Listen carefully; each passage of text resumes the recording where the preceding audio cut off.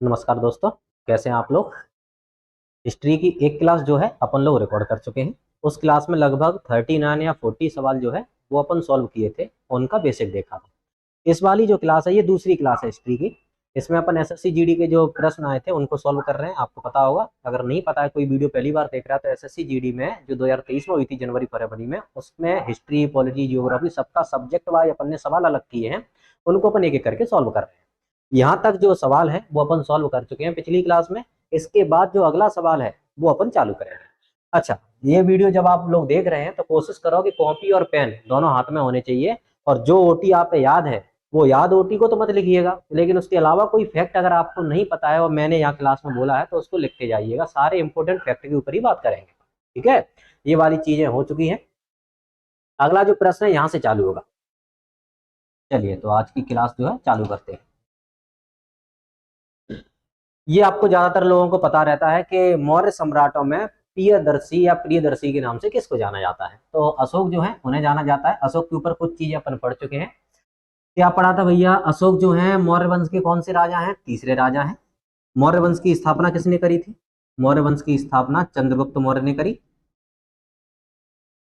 चंद्रगुप्त मौर्य के बाद इनके जो पुत्र हैं बिंदुसार, वो शासक बने। और बिंदुसार के बाद अशोक जो है वो शासक बनते हैं। इससे थोड़े से प्रश्न और आ जाते हैं। अशोक ने सांची के स्तूप बनवाए थे, ये भी याद रखिएगा। किसने बनवाए सांची के स्तूप? अशोक ने बनवाए। अशोक जो है गद्दी पर 269 ईसा पूर्व बैठे थे और 261 ईसा पूर्व में कलिंग युद्ध किया था। ये ओटी बन चुकी है, कल की क्लास में यही पूछा गया था कि कलिंग युद्ध जो है अशोक ने अपने राज्याभिषेक के कौन से वर्ष किया था। अब 269 में ये बैठे हैं गद्दी पे, 261 में हुआ है, तो 8 साल का अंतर हुआ। तो अपने राज्याभिषेक के 8वें वर्ष कौन सा युद्ध लड़ा था? कलिंग युद्ध लड़ा था। किसने लड़ा था? अशोक ने लड़ा था। अशोक कौन से धर्म को अपनाते हैं कलिंग युद्ध के बाद?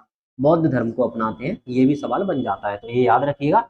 अशोक की जो मृत्यु हुई है वो 232 ईसा पूर्व हुई थी।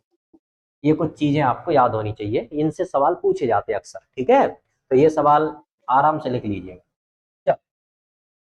आज का जो अगला सवाल है, कौन सी घटना 1919 में होती है? ये आपको ज्यादातर लोगों को पता है और इसके ऊपर अपन पिछली वीडियो में डिटेल में बात भी कर चुके हैं कि चंपारण सत्याग्रह क्या, सॉरी, जलियांवाला बाग हत्याकांड क्या है। जलियांवाला बाग हत्याकांड जो है किस कारण से हुआ था, किसमें इसमें गोलियां चलाई थी, जिसने गोली चलाई थी उसको लंदन में जाके किस व्यक्ति ने मारा था, ऐसी कुछ चीजें आई थी।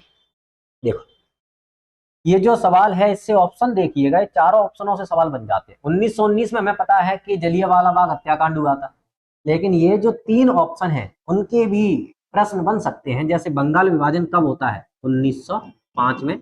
बंगाल विभाजन किसने किया था? लॉर्ड कर्जन के द्वारा किया गया था। असहयोग आंदोलन 1920 में चालू हुआ और 1919 में खिलाफत समिति बनाई गई जिसके द्वारा खिलाफत आंदोलन चालू हुआ था। याद करिए कल की क्लास। अगला, चंपारण सत्याग्रह। हाँ, इससे सवाल ऐसे बनेगा, भारत में गांधी जी का प्रथम सत्याग्रह या प्रथम आंदोलन कौन सा है? तो ये चंपारण है जो मार्च 1917 में हुआ था। 1917 याद रखिएगा, कब हुआ था? 1917 में। चलो, अगला सवाल। अगर आप थोड़ा सा गौर से देखे हैं पहली वाली वीडियो तो ये सवाल आपको, भले ही ऑप्शन बड़े दिख रहे होंगे, लेकिन ये सवाल आपसे बन चुका है। आपने अगर थोड़ी सी कोशिश करी है उस वीडियो को अच्छे से सुनने की। देखो, इसमें पूछा गया है, दो खालिस्तान दे दिए गए हैं, मतलब दो व्यक्तियों के नाम है। काउंसिल राजनीति को वापस लेने के लिए कांग्रेस के तहत स्वराज पार्टी का गठन किसने किया था? अब मैंने आपको बताया था कि 5 फरवरी 1922 को चोरा चोरी घटना होती है। इस घटना से क्रोधित होकर 12 फरवरी 1922 को गांधी जी असहयोग आंदोलन को वापस ले लेते हैं। इस आंदोलन को वापस लेने के बाद लोग गुस्सा हो गए और गुस्सा होने वाले में दो व्यक्ति थोड़े से ज्यादा थे गुस्सा। वो थे एक चितरंजन दास सुभाष चंद्र बोस के गुरु हैं और दूसरे थे मोतीलाल नेहरू। ये दोनों व्यक्ति जो है 1923 में एक पार्टी बनाते हैं अपनी। उस पार्टी का नाम है स्वराज पार्टी। कौन सी पार्टी भैया? स्वराज पार्टी है। तो इसमें ऑप्शन देखिएगा, चितरंजन दास और मोतीलाल नेहरू कहाँ है? चित्तरंजन दास तो इसमें भी है और इसमें भी है, लेकिन इसमें जवाहरलाल नेहरू, इसमें मोतीलाल नेहरू, तो अपना जो ऑप्शन टिक होगा वो कौन सा रहेगा? ए। कुछ पॉइंट है इसके अलावा देख लीजिएगा। ये जो स्वराज पार्टी, इसकी स्थापना 1 जनवरी 1923 को चित्तरंजन दास और मोतीलाल नेहरू ने की थी। यह दल भारतीयों के लिए अधिक स्वशासन, ये आपको पढ़ने की जरूरत ही नहीं है, लेकिन बस ये याद रखिएगा कि ये जो पार्टी बनी थी स्वराज पार्टी, वो कहाँ पे बनाई गई थी? ये इलाहाबाद में बनाई गई थी। ये दूसरा पॉइंट बन जाएगा। और इस पार्टी के पहले अध्यक्ष कौन थे? ये चित्तरंजन दास ही थे, CR दास, आप याद रखिएगा। ठीक है, तो ये कौन सी पार्टी? स्वराज पार्टी। ये कुछ सालों में ही बंद हो गई थी, क्योंकि चित्तरंजन दास जो है उनकी मृत्यु हो जाती है। आगे ये थोड़ा पढ़ के रखेंगे अपन, ये थोड़ा सवाल जानने का है। देखो, इसमें पूछा गया है कि किस नदी का नाम ऋग्वेद में केवल एक बार मिलता है? अब ऋग्वेद में कितनी नदियों का उल्लेख मिलता है, ऐसा भी सवाल बन सकता है, तो आप ऐसे रखिएगा। पहला पॉइंट ऐसे लिखें कि ऋग्वेद में कुल 21 नदियों का उल्लेख मिलता है। कितनी नदियों का उल्लेख मिलता है? 21 नदियों का। इन 21 नदियों में सर्वाधिक जो नदी का उल्लेख मिला है वो सिंधु नदी का मिला है। कौन सी नदी का? सिंधु का। सबसे इंपोर्टेंट जो नदी मानी गई है ऋग्वेद में, वो सरस्वती मानी गई है। गंगा नदी जो है उसका जो उल्लेख मिलता है वो केवल एक बार मिलता है, और यमुना नदी जो है उसका जो उल्लेख किया गया है वो 3 बार किया गया है। ये कुछ 4 से 5 लाइनें जो आप दिख रही है बोर्ड पे, ये सारी की सारी लिख लीजिएगा। गंगा नदी का एक बार मिलता है, सरस्वती सबसे इंपोर्टेंट नदी है, उसके बाद सिंधु नदी जो है इसका उल्लेख सर्वाधिक बार किया गया है, सरस्वती नदी जो है इंपोर्टेंट है, गंगा का एक बार, यमुना नदी जो है इसका ऋग्वेद में 3 बार उल्लेख किया गया है। ये ओटी लिखते जाइएगा साथ साथ। समुद्रगुप्त ने दक्षिण पथ के कितने शासकों को पराजित किया था? ये आप रट लीजिएगा, इससे ज्यादा वो सवाल नहीं पूछेगा। समुद्रगुप्त जो है उसको भारत का नेपोलियन कहते हैं। क्यों? क्योंकि दक्षिण भारत में 12 जो राज्य थे या रियासत थी उन पर अधिकार कर लिया था किसने? समुद्रगुप्त ने। तो इसमें आपका जो ऑप्शन है वो 12 लग जाएगा। इसकी जानकारी इलाहाबाद स्तंभ लेख में मिलती है, जिसको आप प्रयाग प्रशस्ति के नाम से भी जानते हैं। तो ये जो प्रयाग प्रशस्ति है, अगर आपको थोड़ा रिकॉल हो रहा हो, तो ये हरिसेन ने लिखी है। पुरानी वीडियो में अपन इसके बारे में डिस्कशन कर चुके हैं। तो इसका ऑप्शन 12 रहेगा उत्तर। अगला, इलाहाबाद में अशोक स्तंभ पर किसकी प्रशस्ति की खुदाई की गई है? सेम सवाल है, आपको इलाहाबाद प्रशस्ति मिल जाए या फिर आपको प्रयाग प्रशस्ति मिल जाए, दोनों में समुद्रगुप्त और लेखक का नाम जो है उसका आ जाए तो हरिसेन, ये याद रखिएगा। Option number B. 31 जनवरी 2023 को पूछा गया ये। अगला 30 जनवरी 2023 का सवाल है, किस वंश के शासक ने 999 में कनरिया महादेव मंदिर बनवाया था? अब मध्य प्रदेश के जो हैं अपन, ये तो खुद ही पहचान जाते हैं कनरिया महादेव मंदिर कहाँ है। हमें पता है कनरिया महादेव मंदिर जो है खजुराहो में है। इनको यूनेस्को में कब शामिल किया गया था, ऐसे कुछ पॉइंट है, तो आप देख लीजिएगा, मैंने मेंशन कर रखे हैं पहले से ही। कनरिया महादेव मंदिर जो है चंदेल वंश के राजाओं ने बनवाए थे, और चंदेल वंश में राजा का नाम अगर आपसे पूछ ले तो धंगदेव करके शासक मिलते हैं। ठीक है, देखिएगा कुछ 4 से 5 पॉइंट शामिल हैं। कनरिया महादेव मंदिर भारत में मध्य प्रदेश के छतरपुर जिले में है। कौन से जिले में? छतरपुर में, पहला पॉइंट। दूसरा है, कनरिया महादेव मंदिर का अर्थ है गुफा के महान देवता। ये जरूरी नहीं है यहाँ पे पढ़ना। तीसरा पॉइंट, खजुराहो कभी चंदेल वंश की राजधानी हुआ करता था, तो आपसे ऐसे पूछ सकता है कि चंदेल वंश की राजधानी क्या थी? खजुराहो थी। कनरिया महादेव मंदिर जो है वो इसमें शिव, गणेश जी और हिंदू देवियों के मूर्तियां बनाई गई हैं। तो ये आप याद रखिएगा, ये कनरिया महादेव मंदिर, इसमें 3 मूर्तियां हैं या 3 देवताओं की मूर्ति है। इनका जो निर्माण है वो 999 ईस्वी में किया गया है, और चंदेल वंश के राजा हैं जिनका नाम है धंगदेव, उनके द्वारा किया गया था। अगला है, इनको यूनेस्को में 1986 में शामिल किया गया था। ये सबसे इंपॉर्टेंट है, पूछ लेता है एयरफोर्स में भी एक बार ये सवाल पूछा गया है, कनरिया महादेव मंदिर कहाँ पे है? तो आप याद रखिए, कनरिया महादेव मंदिर या खजुराहो के मंदिरों को 1986 में यूनेस्को की सूची में शामिल किया गया था। ठीक है, अगला 1757 में, ये समझ जाइएगा 1757 की बात हो रही है, इसका मतलब है प्लासी का युद्ध है भैया। अब प्लासी के युद्ध की बात हो रही है तो थोड़ा सा रिकॉल करिएगा। प्लासी का युद्ध सिराजुद्दौला और अंग्रेजों के बीच में हुआ। अंग्रेज में कौन नाम था? किलाइव। इसमें सिराजुद्दौला का जो सेनापति था जिसका नाम है मीर जाफर, उसने धोखा दे दिया था और सिराजुद्दौला को मरवा दिया था। सिराजुद्दौला को मरवाने के बाद मीर जाफर अगला नवाब बना। अगला नवाब मीर जाफर बना। मीर जाफर शासन सही से नहीं चला पा रहा था, तो मीर कासिम जो मीर जाफर के दामाद थे उनको अगला राजा बनाया गया। मीर कासिम से भी अंग्रेजों की लड़ाई हुई, जिसको बक्सर का युद्ध कहते हैं। तो बंगाल में प्लासी का युद्ध और बक्सर का युद्ध दोनों पढ़ने हैं। अब ऑप्शन इतने बड़े बड़े दे दिए हैं तो ज्यादातर लोग जो है जीडी में छोड़ाए होंगे, कितने लंबे ऑप्शन है, हमसे नहीं बन रहा, समस्या आ जाएगी ना। देखो प्लासी के युद्ध के ऊपर कुछ चीजें हैं तो आप नॉर्मली पढ़िएगा, नीचे से पढ़ रहे हैं क्योंकि पहला उत्तर है। देखो 1757 में प्लासी की लड़ाई में सिराजुद्दौला को हराकर अंग्रेजों ने मद्रास पर अधिकार कर लिया। गलत है, बंगाल पर अधिकार हुआ था। सेम लाइन है, इनमें अवध पर अधिकार कर लिया ना, हैदराबाद पर किया था ना, किस पे किया था, बंगाल पर किया था। तो ऑप्शन नंबर ए, देखो कितना सरल है। अगर नॉर्मल आप पढ़ लेते जिन्होंने पेपर दिया था या जिनसे गलत हुआ था तो आपका उत्तर हो जाता है ये सही। तो जब भी ऑप्शन बड़े आए तो एक बार कोशिश करना कि सवाल को पढ़ जरूर लीजिएगा। निम्न में से किस राजा के शासनकाल में सांची के स्तूप बनवाए गए थे? अभी अभी बात हुई है भैया, सांची के स्तूप जो है अशोक ने बनवाए थे, और सांची के स्तूप मध्य प्रदेश में स्थित हैं। ये सांची के जो स्तूप हैं वो संख्या में 3 है।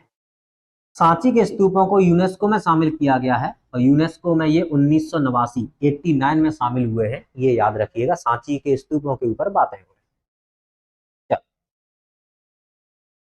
प्रार्थना समाज की स्थापना मुंबई में हुई थी, लेकिन उसने समय पूछा भैया कि कब की गई थी।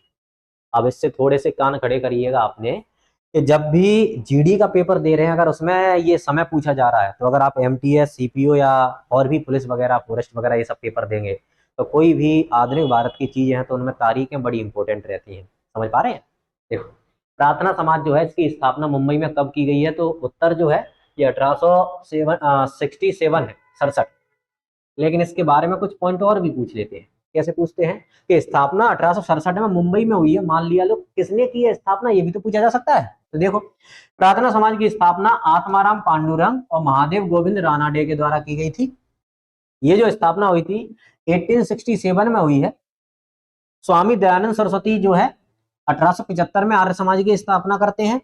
राजा राम मोहन राय 1828 में ब्रह्म समाज की स्थापना करते हैं, और स्वामी विवेकानंद 1897 में रामकृष्ण मिशन की स्थापना करते हैं। और ये रामकृष्ण मिशन वाला प्रश्न CISF 2018 में भी पूछा गया है। तो ये वाला जो फैक्ट है या फैक्ट लिखे गए हैं 4 से 5, इनका स्क्रीनशॉट ले लीजिएगा, या वीडियो को वहीं पर रोक दो, रोकने के बाद अपनी कॉपी में लिख लीजिएगा, और फिर अपन आगे बढ़ेंगे। ये थोड़े से इंपॉर्टेंट रहेंगे 4 से 5 समाज जो है। अगला, अच्छा, इससे थोड़ी सी बेसिक चीजें क्लियर हो सकती हैं आपकी।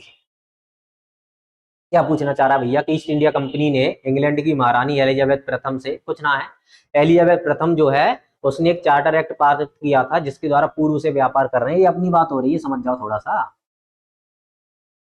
बात हो रही है 31 दिसंबर सन 1600। इसमें ईस्ट इंडिया कंपनी की स्थापना की गई और बोला गया कि तुम्हें पूर्व की ओर जाकर व्यापार करना है, और जो भारत में आई उसका नाम है ईस्ट इंडिया कंपनी। ऐसे और भी देशों में गई होगी। अब ये भारत की जो है ईस्ट इंडिया कंपनी 1600 में जो बनी थी, इस समय भारत पर किसका शासन था ऐसा पूछ लेता है, अकबर का था। अकबर के समय आने वाले जो अंग्रेज हैं, रॉल्फ फिंच, फिंच याद रखिएगा, अकबर के समय आने वाले अंग्रेज कौन है, फिंच हैं। फिर उसके बाद जहांगीर के समय अंग्रेज आए थे। जहांगीर के समय अंग्रेज जो आए उनमें पहले अंग्रेज का नाम मिलता है कैप्टन हॉकिंस। तो आपसे नॉर्मल यही पूछ लेता है कि कैप्टन हॉकिंस जो है वो किसके दरबार में आए, या जहांगीर के दरबार में कौन आए थे। कैप्टन हॉकिंस को जहांगीर ने इंग्लिश खां की उपाधि दी थी, लेकिन व्यापार करने की अनुमति देने से मना कर दिया। ठीक है। अगला, जहांगीर के दरबार में आने वाले दूसरे जो अंग्रेज हैं वो है थॉमस रो। थॉमस रो जो है व्यापार की अनुमति प्राप्त करने वाले पहले अंग्रेज हैं। तो व्यापार की अनुमति प्राप्त करने में सफलता किसने हासिल करी, थॉमस रो ने की थी। दूसरा सवाल बन जाता है, अजमेर से लेकर मांडू तक, अजमेर से मांडू तक जहांगीर के पीछे कौन से अंग्रेज आए थे, तो ये आए थे भैया थॉमस रो। ये कुछ फैक्ट थे आपके। आगे बढ़ते हैं, इसका उत्तर डी ऑप्शन रहेगा 1600। मौर्य शासक अशोक की मृत्यु कब हुई थी, ये लीजिएगा। अभी अभी थोड़ी देर पहले अपन बात कर रहे थे कि सम्राट अशोक के ऊपर कुछ 4-6 फैक्ट देखे थे अपन ने। 232 ईसा पूर्व में अशोक की मृत्यु हुई थी, ये सब उसी में देखा था। ऑप्शन नंबर सी उत्तर हो जाएगा इसका। इसके बारे में कुछ फैक्ट मत लिखिएगा, अपन पढ़ चुके हैं पहले। जलियांवाला बाग, इसके बारे में भी लिखने की जरूरत नहीं है कि 13 अप्रैल 1919 कहाँ है इसमें, ऑप्शन नंबर ए। 13 अप्रैल 1919 को जलियांवाला बाग हत्याकांड होता है। ये अमृतसर में हुआ था, इसलिए इसको अमृतसर नरसंहार के नाम से भी जाना जाता है। इसमें जनरल ओ डायर ने गोली चला दी थी और जनरल ओ डायर की हत्या 1940 में ऊधम सिंह ने की थी। ये सब चीजें अपन पिछली क्लास में पढ़ चुके हैं। और हाँ, एक चीज और थी, जलियांवाला बाग हत्याकांड की जांच करने के लिए अंग्रेजों के द्वारा एक समिति भी बनाई गई, जिसको हंटर समिति के नाम से जाना जाता है। चलो अगला सवाल है, मौर्य साम्राज्य के किस सम्राट ने युद्ध जीतने के बाद विजय का त्याग कर दिया था? 27 जनवरी 2023 का सवाल है ये। हमें पता है कि सम्राट अशोक ने कलिंग युद्ध किया था। कलिंग युद्ध के बाद युद्ध करने की नीति जो है वो छोड़ दी और एक धर्म अपना लिया था जिसका नाम है बौद्ध धर्म। तो ये जरूरी नहीं है, आप लोग आराम से इसको लगा सकते हैं। ये थोड़ा सा इंपॉर्टेंट भी है और थोड़ा सा कठिन भी लगता है। आपने पढ़ा था कि प्राचीन भारत में जो महाजनपद थे वो 16 थे। 16 महाजनपद, महाजनपद क्या है सर? छोटे छोटे जो राज्य हैं उनको अगर मिला दें तो वो महाजनपद बन जाता है। जनपदों का बड़ा रूप क्या कहलाता है? महाजनपद। जैसे वर्तमान में 28 राज्य हैं, ऐसे ही पहले राज्य या बड़े बड़े क्षेत्र कितने थे? 16। उनको क्या कहते हैं? 16 महाजनपद। 16 महाजनपदों की जो जानकारी है वो मिलती है अगुंतर निकाय। दो ग्रंथ है, एक है बौद्ध ग्रंथ अगुंतर निकाय, जैन ग्रंथ भगवती सूत्र। फिर से रिपीट कर रहा हूं मैं, गौर से देखिए सुनिएगा। भगवती सूत्र जैन ग्रंथ और बौद्ध ग्रंथ अगुंतर निकाय में 16 महाजनपद की जानकारी मिलती है। 16 महाजनपदों में से एक महाजनपद पूछा गया, बज्जी महाजनपद की राजधानी क्या थी? तो बज्जी महाजनपद की वैशाली है, लेकिन इसमें अंग महाजनपद की कौन सी हो सकती है? पाटलिपुत्र जो है वो किसकी राजधानी थी? ऐसे करके भी सवाल बन सकते हैं। तो क्यों ना अगली बार जो पेपर देने जा रहे हैं अपन लोग, तो उस पेपर में पहले से तैयार होके जाएं। तो 16 महाजनपदों की राजधानी पढ़ के जाएं। और दूसरा पैटर्न ये भी बन जाता है कि ये महाजनपद वर्तमान में किस जगह पर है। जैसे बज्जी महाजनपद की राजधानी वैशाली थी, यह वैशाली वर्तमान भारत के किस राज्य में स्थित है? तो ये सवाल बन गया ना। तो लोकेशन और पढ़ के जाइएगा। ये देखिएगा लोकेशन इसमें मेंशन है, आप चाहो तो इनको लिख सकते हैं। अगर ये ठीक ठाक दिख रहा है तो जूम कर लीजिएगा, नहीं दिख रहा है तो गूगल पे जाना। गूगल पे जाने के बाद 16 महाजनपद और उसकी राजधानी जाइएगा, इमेज पे क्लिक करिएगा, वहां पे जाके आपको राजधानी भी मिल जाएंगी और उनकी लोकेशन भी मिल जाएगी। याद कर लीजिएगा अच्छे से। चलिए आगे बढ़ते हैं। कौन मौर्य साम्राज्य का संस्थापक था? आपको पता है मौर्य साम्राज्य के संस्थापक चंद्रगुप्त मौर्य हैं, पढ़ चुके हैं अपन। उसके बाद बिंदुसार राजा बने और बिंदुसार का पुत्र था अशोक, वो अगला शासक बना। ठीक है, तो ये चंद्रगुप्त मौर्य मौर्य वंश के संस्थापक थे। उन्होंने मातृभूमि के लिए वंदे मातरम गीत की रचना की थी। यहाँ उन्होंने किसके लिए? अरे सीधी सी बात है, वो पूछना चाह रहा है कि वंदे मातरम गीत की रचना किसने की थी। तो वंदे मातरम गीत आपको पता है बंकिम चंद्र चट्टोपाध्याय, और राष्ट्रगीत है कि राष्ट्रगान है? अच्छा, इससे एक चीज और है, मैंने एक वीडियो बनाई है संविधान सभा करके वीडियो है, तो संविधान सभा करके वीडियो आप उसमें जाएं।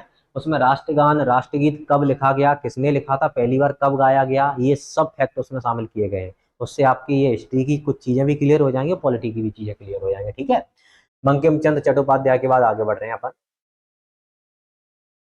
निम्न में से कौन सी पुस्तक दयानंद सरस्वती के द्वारा लिखी गई है? भैया दयानंद सरस्वती ने 2 किताबें लिखी है। दयानंद सरस्वती, इनकी 2 पुस्तकें हैं। एक तो है Satyarth Prakash, option number B. दूसरी है पाखंड खंडनी।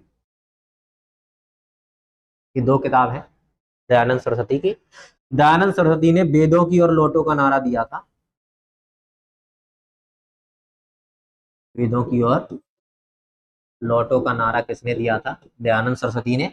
और आर्य समाज की स्थापना किसने करी थी? दयानंद सरस्वती ने ही करी थी। ये चीजें आप याद रखेंगे, काम चल जाएगा आपको। गीतांजलि के बारे में पढ़ चुके हैं। गीतांजलि जो है रविन्द्रनाथ टैगोर ने लिखी है। इस किताब के ऊपर उन्हें नोबेल पुरस्कार दिया गया 1913 में। निम्न में से कौन सा सत्याग्रह भीमराव अंबेडकर के नेतृत्व में किया गया था? अब भीमराव अंबेडकर के नेतृत्व में कौन सा सत्याग्रह किया गया है? ये नॉर्मल सा सवाल जो है वो नहीं है, आप में से कम लोगों को पता है इसका उत्तर, तो जानते हैं इसके बारे में। कि भीमराव अम्बेडकर, अच्छा भीमराव अम्बेडकर का जन्म कहाँ हुआ है? इंदौर के महू में हुआ है। भीमराव अम्बेडकर जो है भारत के पहले कानून मंत्री रहे थे कि नहीं रहे थे, ऐसे कुछ सवाल हैं।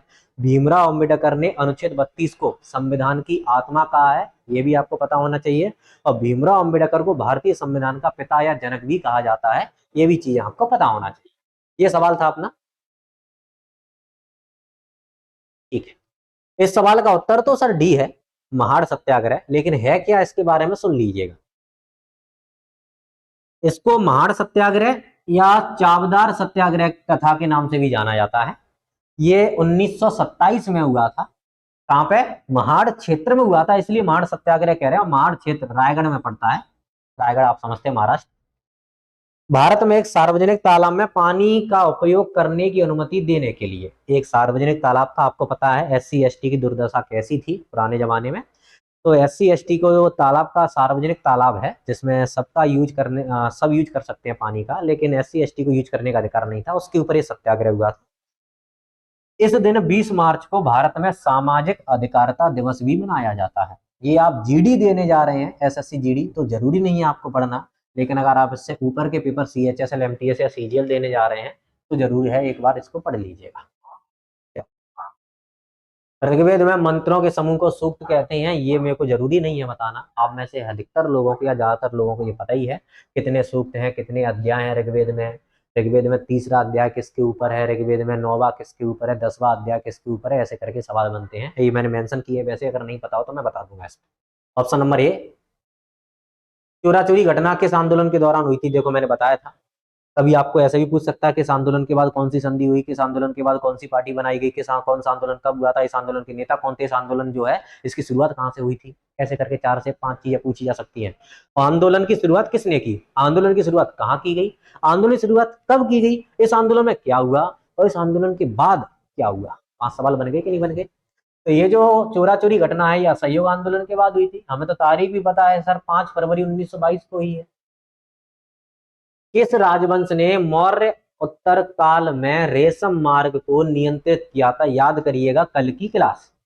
रेशम मार्ग जो है कुषाण वंश के व्यक्ति थे कनिष्क, उन्होंने चालू करवाया था। इसमें यहाँ से रेशम जाता था, वहां से सोना लेके आते थे। कुषाण वंश के व्यक्ति, हमें तो व्यक्ति का नाम या राजा का नाम भी पता है, इसका नाम है कुषाण वंश में कनिष्क। आ जाओ अगले सवाल की ओर। ये है सवाल थोड़ा सा ठीक। पूना पैक्ट के परिणाम स्वरूप हरिजन सेवक संघ की स्थापना कब हुई थी? अब ठीक है, देखिएगा ध्यान से। हरिजन सेवक संघ की स्थापना 30 दिसंबर 1932 को होती है, और इसकी स्थापना जो करते हैं वो कौन करते हैं? महात्मा गांधी करते हैं। तो ऑप्शन नंबर बी तो हमारा टिक हो गया।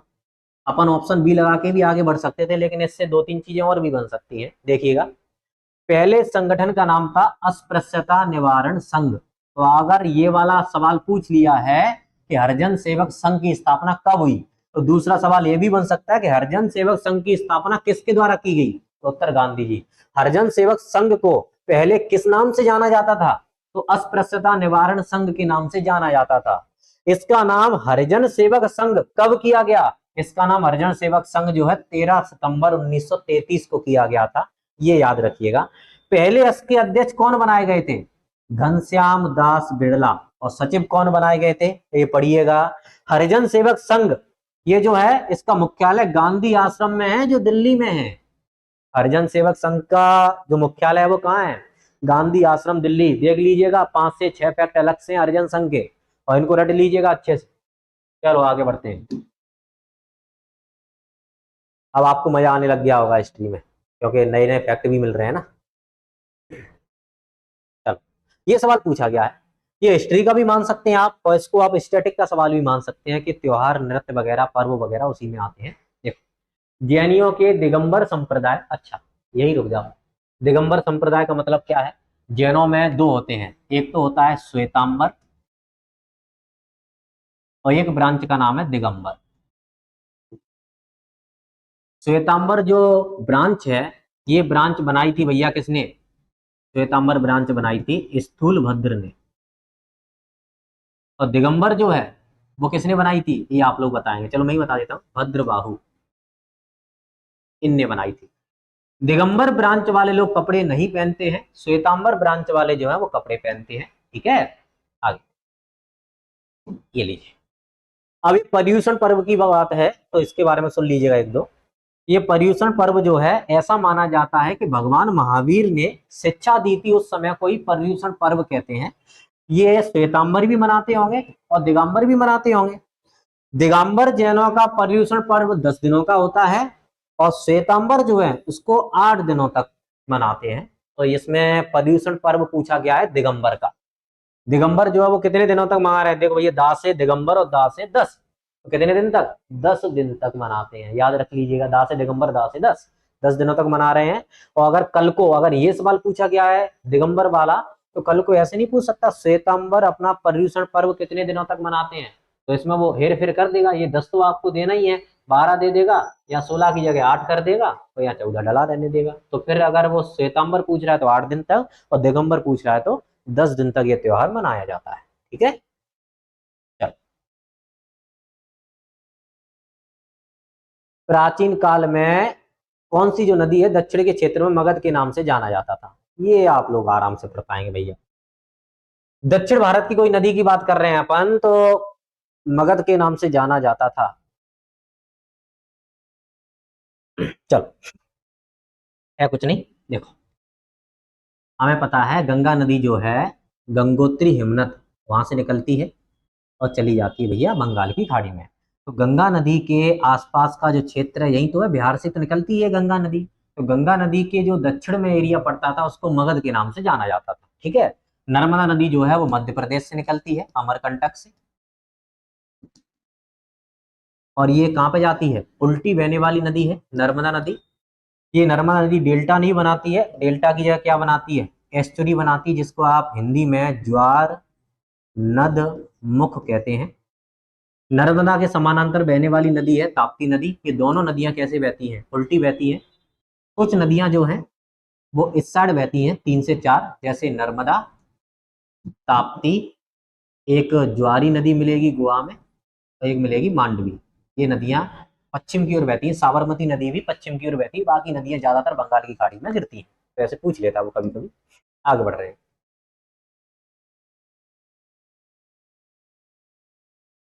वेद चारों वेदों में सबसे छोटा है, हिंदू परंपरा में एक दिव्य स्थिति रखता है और धुनों और मंत्र, बस हमें कुछ नहीं पता, बस हम यहाँ से पकड़ गए कि मंत्रों का संग्रह कायम है।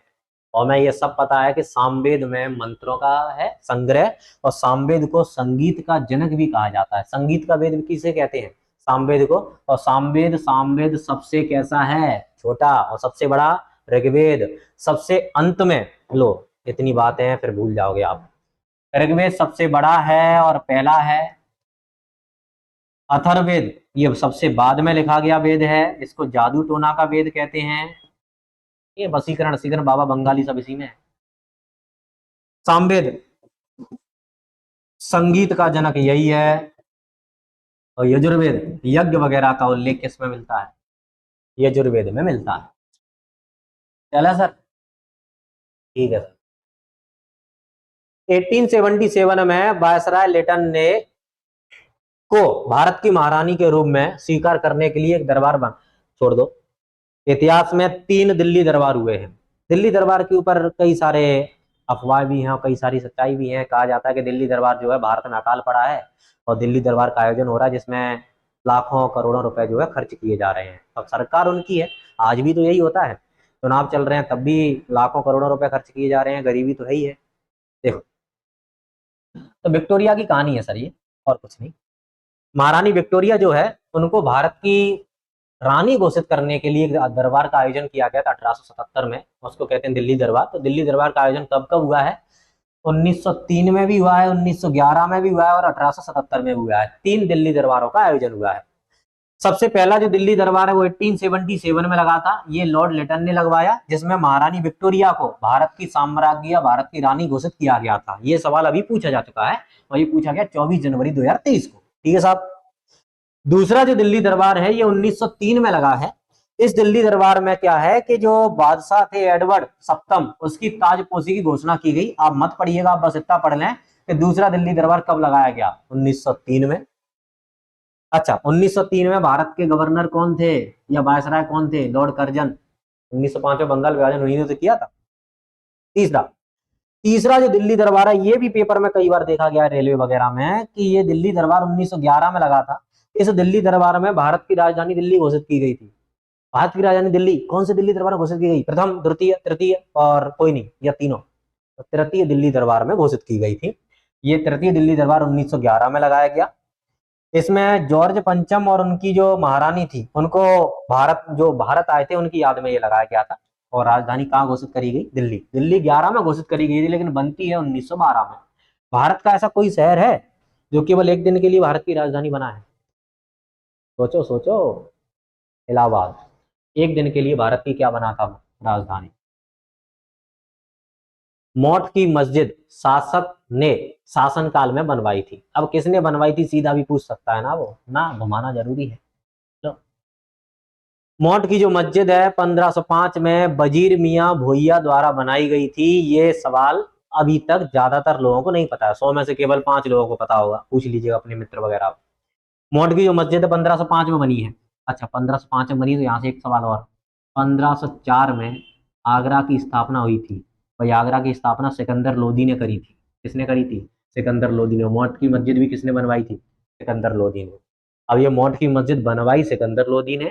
किसने बनाई थी? ये वजीर मियां भोइया के द्वारा बनाई गई थी। सिकंदर लोदी के शाही दरबार में एक प्रधानमंत्री थे ये। इसे दाल मस्जिद भी कहते हैं क्योंकि इसे दाल की आय से बनाया गया था। ये लीजिएगा, अच्छा सवाल। मतलब वो डमरू बजाने वाले नहीं होते कुछ सवाल, कि ज्यादातर लोगों को उसके उत्तर नहीं पता होता, आप उसमें खुद को बड़ा गर्व महसूस करते हो। कि सीधा पूछ लो, भारत में दाल की मस्जिद किसके द्वारा बनाई गई? किसके द्वारा बनवाई गई? सिकंदर लोदी। किसने बनाई? वजीर मियां। दाल की मस्जिद कब बनाई गई? 1505 में। और एक सवाल ये भी तो बन सकता है कि मौत की मस्जिद जो है वो कहाँ पे है? सोच के बताओ भैया, कहाँ है मौत की मस्जिद? नहीं तो फिर बताऊंगा मैं इसको भी। आगे आ जा। अच्छा, एक चीज और सोचिएगा, जब सोच ही रहे हैं, तो सिकंदर लोदी जो है उसकी राजधानी क्या थी, या लोदी वंश की राजधानी क्या थी? ठीक। एक सवाल और, सिकंदर लोदी को किस और नाम से जाना जाता है? ये 3 सवाल आप सोचिएगा। तीनों में से अगर कोई सवाल नहीं बने तो मेरे से बताइएगा, नहीं तो बन जाएंगे आपसे, गूगल तो कर ही लेते हो। निम्न में से कौन ब्रिटिश भारत में भारतीय सिविल सेवा में भर्ती होने वाले पहले भारतीय थे? सबको पता है सत्येंद्रनाथ टैगोर थे। सत्येंद्रनाथ टैगोर रविन्द्रनाथ टैगोर के भाई थे। इन्होंने, ये पहले भारतीय जिन्होंने 1864 में सिविल सेवा परीक्षा में सफलता प्राप्त की थी। 3 वर्ष पश्चात 4 अन्य भारतीयों ने भी इसमें सफलता प्राप्त की है। आप लोग पहले का याद रखें, काम चल जाएगा। भारत में सिविल सेवा के वर्तमान ढांचे की शुरुआत कार्नवालिस के द्वारा की गई। ये लाइन थोड़ी सी काम की है, ये वाली और ये वाली। सिविल सेवा का जनक भारत में किसको कहते हैं? कार्नवालिस, या इसको ऐसे भी कहते हैं कार्नवालिस को, नागरिक सेवा का जनक। भारत में नागरिक सेवा का जनक कौन है? कार्नवालिस है। 1922 से भारतीय सिविल सेवा परीक्षा का आयोजन कहाँ होने लगा? भारत में। और सबसे पहले ये जो सिविल सेवा है इसकी शुरुआत कौन से शहर में हुई? इलाहाबाद शहर में हुई थी। चलिए, मेगस्थनीज के अनुसार पाटलिपुत्र में कुल कितने द्वार हैं? 64 द्वार और 570 दुर्ग हैं। तो इसमें कहाँ है 64? ये रहा ऑप्शन नंबर ए। देख लो, कुछ ना है, कुछ चीजें हैं मेगस्थनीज की, वो अपन समझ लेते हैं यहीं की। टेंशन मत पालना कि सर द्वार भी पूछ लिए। जैसे सीपीओ में एक सवाल आया था कि जयपुर में हवा महल में कितनी खिड़कियां हैं? गूगल करो, मिल जाएगा सवाल आप। देखो, मेगस्थनीज के अनुसार पाटलिपुत्र में कुल कितने द्वार थे? पहले मेगस्थनीज ही खत्म करते हैं, टेंशन ही खत्म, इतना लोड क्यों लें। मेगस्थनीज, सेल्यूकस निकेटर का राजदूत, पहला पॉइंट। इंडिका नामक पुस्तक लिखी, दूसरा पॉइंट। और मौर्य वंश में चंद्रगुप्त के दरबार में आया। और दरबार में आया है तो आने के बाद कुछ ना कुछ चीजें तो लिखेगा, इंडिका में क्या था क्या नहीं था। तो इसने बताया था कि भारतीय समाज जो है वो 7 वर्गों में बटा हुआ था। पहली चीज इसने लिखी है। इनमें जो सबसे बड़ा नगर जो बताया था उसने मगध का, कौन सा बताया था? पाटलिपुत्र। तो आप पता है ये पाटलिपुत्र गंगा नदी और सोन नदी के संगम पर बना है, या मिलन स्थान पर बना है। इस नगर के चारों ओर एक दीवार है जिसमें 64 द्वार हैं और 570 दुर्ग बने हुए, छोटे छोटे किले बने हुए हैं। ये चीजें आप आराम से लिख लीजिएगा, समस्या नहीं आएगी। बस खत्म हो गया मेगस्थनीज। लो, इतनी टेंशन पाल रहे थे मेगस्थनीज मेगस्थनीज।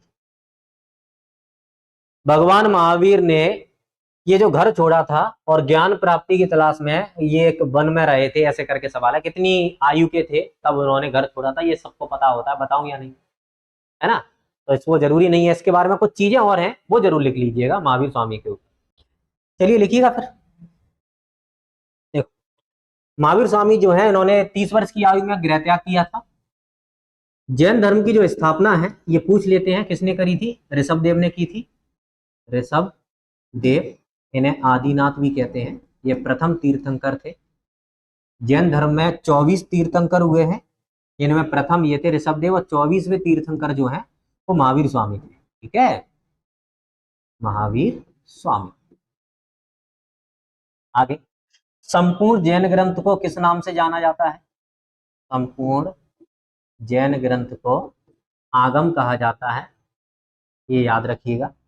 इसके अलावा महावीर स्वामी के प्रथम शिष्य उनके दामादी थे जिनका नाम था जमाली, ये सब आपको पता है वैसे तो। इनके माता का नाम, पिता का नाम, एक पुत्री थी उनका नाम, ये सब चीजें आप पढ़ के जाइएगा, पूछता रहता है जैन और बुद्ध के ऊपर। 2 ब्रांच हैं जैन धर्म की, श्वेतांबर दिगंबर, बात कर चुके हैं अपन इसके ऊपर, तो वापस से नहीं कर रहे हैं। भारतीय राष्ट्रीय कांग्रेस की स्थापना कब हुई थी? इसमें फैक्ट जानबूझ के ऐड नहीं किए गए हैं क्योंकि इसके बारे में ज्यादातर चीजें आप पहले पढ़ चुके हैं। जैसे 1885 में कांग्रेस की स्थापना हुई थी। कांग्रेस की जो स्थापना है वो किसके द्वारा की गई थी? एओ ह्यूम के द्वारा की गई थी। कांग्रेस के पहले अध्यक्ष डब्ल्यूसी बनर्जी थे। पहले मुस्लिम अध्यक्ष बदरुद्दीन तैयब थे। कांग्रेस की पहली महिला अध्यक्ष कौन थी भैया? Annie Besant. ऐसे करके आपसे प्रश्न पूछ लेता है कांग्रेस के ऊपर। कांग्रेस के पहले अंग्रेज अध्यक्ष कौन थे भैया, ऐसा पूछा जाए तो? कांग्रेस के पहले अंग्रेज अध्यक्ष जॉर्ज यूल करके थे। एक सवाल और था जो पुरानी वीडियो में है, 1929 में कांग्रेस का अधिवेशन जो है कांग्रेस का लाहौर में हुआ था, जिसमें पूर्ण स्वराज वगैरह की मांग हुई थी। याद आ रहा है? नहीं आ रहा तो फिर से देखो वीडियो।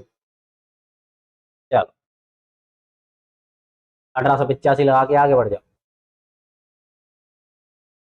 अगला सवाल लोड हो रहा है, होने देते हैं। चलिए आ चुका है। स्वामी दयानंद सरस्वती ने एक संगठन की, अरे भाई सेम कहानी। दयानंद सरस्वती जो है उन्होंने किस समाज की स्थापना करी थी? अभी तो अपन ने बात करी थी 1875 में इन्होंने एक जो है आर्य समाज की स्थापना करी थी बंबई में। तो ये आ गया 10 अप्रैल 1875। कब की थी? 10 अप्रैल 1875 को। कहाँ पे की थी? बॉम्बे में की थी। और बॉम्बे में किसने की थी? दयानंद सरस्वती ने। एक नारा दिया था, वेदों की ओर लौटो, ये हमें पता ही है। तो इसका उत्तर कौन सा लग जाएगा? Arya Samaj, option number D. निम्न में से किस नाट्य शास्त्र का रचयिता माना जाता है? किसे? नाट्य शास्त्र के ऊपर आ जाइएगा कुछ ना। नाट्य शास्त्र जो है इसके भरत मुनि है रचयिता। जिनका जन्म कब हुआ, कहाँ हुआ, ऐसा कुछ मत पढ़िएगा, बस इतना पढ़ के छोड़ दीजिएगा, काम चल जाएगा। है क्या ये नाट्य शास्त्र? नाटकों से संबंधित जानकारी जो मिलती है उसी को अपन क्या कहते हैं? नाट्य शास्त्र कहते हैं। ये जरूरी नहीं है परिभाषा, मेंस थोड़ी देना। चल,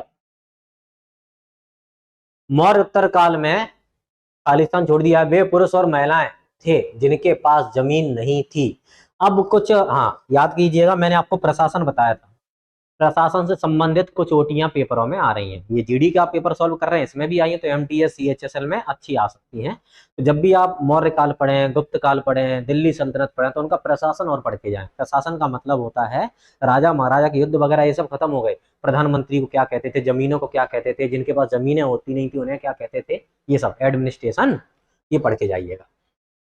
देखो अब इसमें 3-4 चीजें हैं, तो इन 3-4 चीजों के ऊपर मैंने कुछ फैक्ट इसमें डाले हुए हैं, क्योंकि अगर एक चीज पूछी गई है कि जिनके पास जमीनें नहीं थी उन्हें क्या कहते हैं, तो जमीनों वालों को अगर कह रहे तो जमीन है उनको क्या कहेंगे? सबसे ज्यादा जमीनों वालों को क्या कहेंगे? और भी रोटी बन सकती है। देखो ग्राम भोजक ऐसे बड़े जमींदार होते थे जिनके पास ज्यादातर जमीनें होती थी। तो इसमें जो ग्राम भोजक है ये एक तरह से बड़ा जमींदार है। क्या है भैया? ये लिख लीजिएगा, बड़ा जमींदार। दूसरा, और ये बड़े जमींदार हैं तो अपने खेतों में किसानों को रखेंगे कि नहीं रखेंगे, या मजदूरों को रखेंगे कि नहीं? रखते थे, भाड़े पर रखते थे, ठीक है, किराए पर। ग्राम भोजक कौन थे? ग्राम भोजक के अलावा अन्य स्वतंत्र किसान भी थे जिन्हें गृहपति कहा जाता था। ग्राम भोजक के अलावा और भी जो स्वतंत्र किसान थे जिनके पास खुद की जमीनें थी उन्हें क्या कहा जाता था? गृहपति। तो इनके पास भी स्वयं की जमीनें होती थी।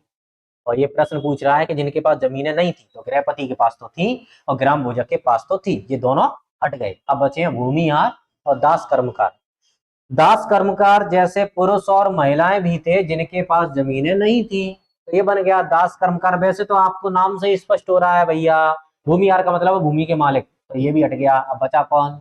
दास कर्मकार। दास से तो आप क्लियर ही हो, दास कब बने? जब जमीनें नहीं है, गुलामी कर रहे हैं किसी की। Option number D. विधवा पुनर्विवाह का समर्थन करने वाले बंगाली समाज सुधारक और लेखक का नाम बताएं। अरे भैया, ये विधवा पुनर्विवाह के ऊपर एक पॉइंट और है जो पीएससी में पूछा गया था। पीएससी ने पूछा था कि विधवा पुनर्विवाह अधिनियम कब पारित किया गया था, तो आप विधवा पुनर्विवाह अधिनियम के ऊपर 2-3 चीजें पढ़ ही लेते हैं, टेंशन ही खत्म। देखो, विधवा पुनर्विवाह अधिनियम जो है ये 1856 में आया था, 1856, और ये लेके आए थे लॉर्ड कैनिंग। कौन लेके आए थे? Lord Canning. 1856 आ चुका था, किसने लाया है ये पढ़ लीजिएगा, लॉर्ड कैनिंग ने। अब सुन लीजिएगा, ईश्वर चंद्र विद्यासागर जो हैं, इन्होंने 1856 को कलकत्ता में पहली विधवा पुनर्विवाह अपने दम पर करवाया था, इन्होंने करवा दिया था, तो ईश्वर चंद्र विद्यासागर लगा दिया उत्तर। हिंदू विधवा पुनर्विवाह अधिनियम 1856 का जो मसौदा है ये डलहौजी के द्वारा तैयार किया गया था। मसौदा, फॉर्मेट तो डलहौजी ने तैयार किया था, लेकिन इसको पारित किसने किया? कैनिंग ने। इसलिए ज्यादातर कैनिंग का नाम पढ़ते हैं अपन लोग, लेकिन याद रखिए अगर आपसे पूछ ले कि मसौदा किसने तैयार किया था, डलहौजी ने। डलहौजी का कार्यकाल पूरा हो गया, डलहौजी यहाँ से जा चुके, अब कौन आए? कैनिंग। कैनिंग जो 1856 में आ चुके हैं, उन्होंने इसको क्या कर दिया था? पारित कर दिया था। 1856 के बाद 57 में 1857 की क्रांति हुई थी। इस क्रांति के समय भारत के वायसराय कौन थे? Lord Canning. एक चीज और याद रखिएगा, 1857 से पहले गवर्नर जनरल नाम था, उस गवर्नर जनरल नाम को या पद को बाद में वायसराय कर दिया गया। तो वायसराय का पद 1857 की क्रांति के बाद भारत में आया है, पढ़ के रखिएगा। चलो बढ़ते हैं आगे। ये मैं नहीं बढ़ा रहा भैया। सबसे पुराना वेद कौन सा है? सबसे नया वेद पूछेगा तो अथर्ववेद है जो लास्ट में लिखा गया, और सबसे पुराना पूछेगा तो ऋग्वेद है जो सबसे बड़ा भी है। सबसे छोटा कौन सा है? संगीत का वेद, जिसको क्या कहते हैं? सामवेद। निम्न में से कौन सा पुरातात्विक स्थल वर्तमान भारत में स्थित नहीं है? अब आप इसके ऑप्शन देख के टेंशन ना लीजिएगा, ये कहाँ, ये कहाँ, ये कहाँ खोजिएगा मत। आप लोग अगर हिस्ट्री पढ़े हैं तो आप लोगों ने प्राचीन भारत में एक चीज पढ़ी होगी कि कृषि के प्राचीनतम साक्ष्य मेहरगढ़ से मिलते हैं, जो वर्तमान पाकिस्तान में है। अब वर्तमान पाकिस्तान में मेहरगढ़ है तो भैया ये भारत में तो है नहीं, बाकी चीजें तीनों कहाँ है फिर अपने आप? भारत में। मतलब मैंने बताया था, अगर आपको उत्तर नहीं पता है तो ऑप्शन देख के भी उत्तर लगाए जा सकते हैं। ये देखिएगा, वर्तमान भारत में स्थित नहीं है, तो हमें ये तो पता है कि मेहरगढ़ पाकिस्तान में है, तो ये ही ऑप्शन सही होगा ना। बाकी ये तीनों फिर कहाँ मिलेंगे? भारत में। अब इसके बारे में लिख दीजिएगा, कृषि के प्राचीनतम साक्ष्य कहाँ से मिलते हैं? इसी मेहरगढ़ से मिलते हैं। आगे बढ़ा जाए। निम्न में से किस शासक ने शुंग वंश की स्थापना की थी? आपको पता है पुष्यमित्र शुंग ने की थी, और ये पुष्यमित्र शुंग के ऊपर एक कोटी और आती है, भारत में अश्वमेध यज्ञ किसने करवाए थे? तो ये भी किसने करवाए थे? पुष्यमित्र शुंग ने करवाए थे।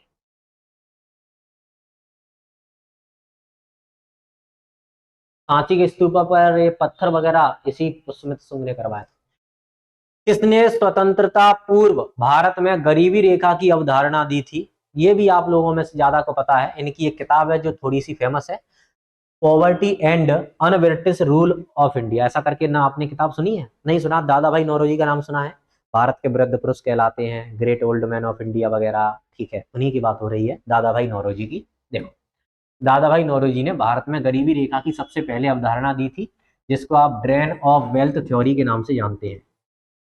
ड्रेन ऑफ वेल्थ थ्योरी या धन का बहिर्गमन, धन का बहिर्गमन, ये सिद्धांत किसके द्वारा दिया गया? दादा भाई नौरोजी के द्वारा। किताब का नाम है poverty and un-British rule in India. इसमें 16 रुपए से 35 रुपए प्रति व्यक्ति वर्ष था, उस जमाने की बात हो रही है। इन्हें ग्रैंड ओल्ड मैन के रूप में जाना जाता है। भारतीय राष्ट्रीय कांग्रेस के दूसरे और 9वें अध्यक्ष रह चुके हैं। तो ये थोड़ा सा पढ़ लीजिएगा। कांग्रेस के पहले अध्यक्ष ज्यादातर लोगों को पता होता है डब्ल्यूसी बनर्जी हैं, लेकिन कांग्रेस के दूसरे अध्यक्ष कौन है? तो दादा भाई नौरोजी हैं। दादा भाई नौरोजी दूसरे नंबर के ही बने और 9वें नंबर पे भी ये बनाए गए थे, 2 बार बने हैं। ठीक है, चलो 1290 से 1320 तक किस वंश ने शासन किया था दिल्ली पर? अब ये दिल्ली पर शासन किया था, मैंने सारे लिख दिए हैं। क्यों? क्योंकि एक अगर पूछ लिया गया है तो आगे आने वाले पेपरों में क्या पता दूसरा ना आ जाए। चल, दिल्ली सल्तनत के बारे में थोड़ी सी जानकारी आप लेना चाहें तो दे सकता हूं मैं। देखो, आपने पृथ्वीराज चौहान और गौरी की कहानी सुनी है। पृथ्वीराज चौहान को पीसी लिख रहा हूं मैं, ठीक है। पृथ्वीराज चौहान, इस साइड आए गौरी। थोड़ा सा ठीक ठाक कर लेते हैं। पाकिस्तान वाला इलाका भी है। इस साइड दिल्ली पर पृथ्वीराज चौहान का शासन है। पृथ्वीराज चौहान। गौरी से पहले गजनी भी आके गए भारत में, और गजनी से पहले एक और व्यक्ति थे, मोहम्मद बिन कासिम। मैं कासिम लिख देता हूं, ठीक है। कासिम 17-18 साल का लड़का था, भारत आता है, सिंध प्रांत पर कब्जा करता है और चला जाता है। तो सबसे पहले जजिया कर कासिम ने सिंध प्रांत पर लगाया था। याद रखिएगा, जजिया कर क्या होता है? गैर मुसलमानों से लिया जाने वाला धार्मिक कर क्या कहलाता है? जजिया कर। भारत में जजिया कर सबसे पहले मोहम्मद बिन कासिम ने सिंध प्रांत पर लगाया था। कासिम के बाद गजनी आते हैं, और गजनी गुजरात में जो आपने सोमनाथ मंदिर सुना था, उस सोमनाथ मंदिर को 1025 ईस्वी में लूटते हैं और यहाँ से हीरा मोती ये सब ले जाते हैं। इन दोनों से प्रेरणा लेकर एक व्यक्ति और है जिसका नाम है गौरी, वो भारत आते हैं, लेकिन भूल गया कि इस जमाने में पृथ्वीराज चौहान राजा हैं। सुनने में आता है कि पृथ्वीराज चौहान गौरी के मध्य में 17 लड़ाइयां हुई थी, जिनमें से 16 लड़ाई पृथ्वीराज चौहान जीत गए, और अंतिम जो लड़ाई थी 17वीं, उसको पृथ्वीराज चौहान हार जाते हैं। और उसके बाद गौरी भारत के सम्राट बनते हैं। गौरी को शासन करने में कोई दिलचस्पी नहीं थी, इसलिए गौरी अपने गुलाम को, इसका नाम है कुतुबुद्दीन ऐबक, उसको दिल्ली की गद्दी सौंप के चले जाते हैं। कुतुबुद्दीन ऐबक ने 1206 में गुलाम वंश की स्थापना की थी। यहीं से दिल्ली सल्तनत की शुरुआत मानी जाती है। 1206 से दिल्ली सल्तनत चालू होती है। कहां से? 1206 से, और ये दिल्ली सल्तनत 1526 तक चालू रहती है। इस दिल्ली सल्तनत में इन वर्षों के दौरान 5 वंशों ने शासन किया था। कितने वंश आए थे? 5 वंशों में सबसे पहला वंश कौन सा है? गुलाम वंश, जिसकी स्थापना कुतुबुद्दीन ऐबक ने करी। इस गुलाम वंश के ऊपर एक सवाल और बन चुका है, पुरानी वीडियो में देखिएगा, बलवन का, वो भी गुलाम वंश का राजा था। गुलाम वंश पहला वंश है जो 1206 से चला 1290 तक। इसके बाद खिलजी वंश आता है। खिलजी वंश 1290 से चालू हुआ 1320 तक। हाँ, इनके संस्थापक भी पेपर में पूछे जाते हैं। गुलाम वंश की स्थापना करी थी कुतुबुद्दीन ऐबक ने। कुतुबुद्दीन ऐबक लिख नहीं रहा क्योंकि लिखा हुआ है पहले से।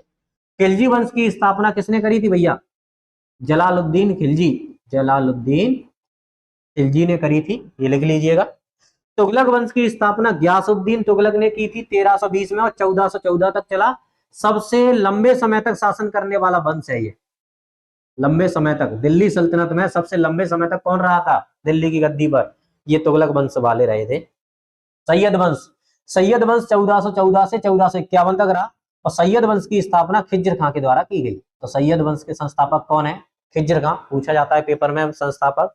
लोधी वंश, इसकी स्थापना बहलोल लोधी ने करी थी। बहलोल लोधी, इसके ऊपर एक सवाल बन चुका है अभी अभी, सिकंदर लोधी के ऊपर, मौट की मस्जिद वगैरह चलिएगा। तो इन सबके 5 वंशों के 5 संस्थापक रख लीजिएगा। छठवीं होती है सबसे लंबे समय तक शासन तुगलक वंश ने किया। और सबसे लंबे समय तक तुगलक वंश ने किया है, तो सबसे कम समय तक भी पूछा जा सकता है। तो खिलजी वंश सबसे कम समय तक शासन करने वाला वंश है। इस खिलजी में अलाउद्दीन खिलजी का नाम आपने सुना होगा, पद्मावती वाली कहानी। चलो, शेर खान ने चौसा में हुमायूं को हराया था। लो, शेर खान का मतलब है शेरशाह सूरी। पहला नाम था इनका फरीद। सुनिएगा ध्यान से, शेरशाह सूरी के बचपन का नाम क्या है? फरीद। प्रारंभ में ये फरीद जो है, बिहार में एक व्यक्ति हैं बहार खां लोहानी, इनके यहाँ नौकरी करते थे। ये बिहार के सूबेदार हैं। और जब ये शिकार करने गए थे तो शेर ने हमला कर दिया और तलवार के एक बार से शेर के दो टुकड़े कर देता है कौन? फरीद। तो इन्होंने खुश होकर फरीद का प्रमोशन कर दिया और प्रमोशन क्या किया गया? इसका नाम रख दिया गया शेर खां। अब थोड़ी सी पहचान हो गई इसकी, राजा भी इसका प्रिय हो गया, राजा का प्रिय ये है, तो कहीं ना कहीं पहचान थोड़ी सी बढ़ गई। अब ये जो शेर खां है, ये शेर खां 2 युद्ध लड़ेगा, चौसा बिलग्राम। चौसा का युद्ध 1539, बिलग्राम इसको दूसरे नाम से भी जानते हैं कन्नौज का युद्ध। बिलग्राम या कन्नौज का युद्ध ये लड़ा गया था 1540 में। 1539 और 1540 2 युद्ध हैं, आप याद रखिएगा। इसमें पूछा गया चौसा का युद्ध, तो चौसा का युद्ध कब लड़ा गया? 1539 में। कन्नौज या बिलग्राम पूछा जाए तो कब लड़ा गया? 1540 में। शेरशाह सूरी के बचपन का नाम क्या था? फरीद था। ठीक है, इसकी जो शिक्षा हुई है वो जौनपुर में हुई थी। कहाँ हुई थी? जौनपुर, ये याद रखिएगा, यूपी। शेरशाह सूरी के 5 युद्ध हैं, ये जो फेमस हैं, ये भी आप पढ़ के रखिएगा, अभी जरूरी नहीं है। हाँ, शेरशाह सूरी ने जीटी रोड का निर्माण करवाया था, ये पूछ लेता है। वर्तमान भारत की मुद्रा रुपया है, तो ये जो रुपया है ये भी शेरशाह सूरी ने इसकी शुरुआत की थी, ये भी याद रखिएगा। ठीक है, लिखते जाना। आत्माराम पांडुरंग ने 1867 में मुंबई में, ये तो आपको पता ही है भैया, किसकी स्थापना करी थी? प्रार्थना समाज की। पढ़ चुके हैं इसी वीडियो में, जरूरी नहीं है वापस से। हाँ, थियोसॉफिकल सोसाइटी का नाम आ जाए तो एनी बीसेंट। रामकृष्ण मिशन का नाम आ जाए स्वामी विवेकानंद।